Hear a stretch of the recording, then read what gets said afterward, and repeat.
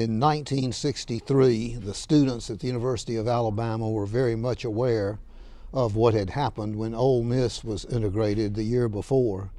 The fact that there had been riots, people killed, people injured, lots of folks arrested, troops called out, and there was a hardcore group of student leaders who said this isn't going to happen at the University of Alabama.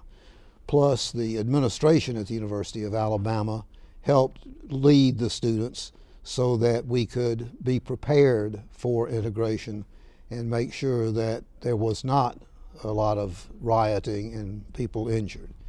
And thanks to a lot of hard work by a lot of students, that did in fact happen. And although George Wallace came to the school and stood in the schoolhouse door to deny admission to the two black students, the students stayed calm. There was no rioting.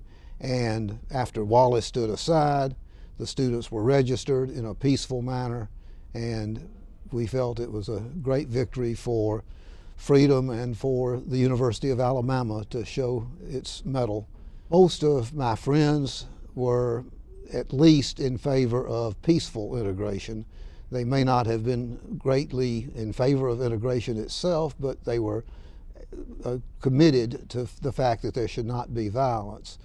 What happened with my family, an interesting thing, was that a black student who was a waiter in a restaurant one day came up to me and said, "My car broke down, would you take me home?"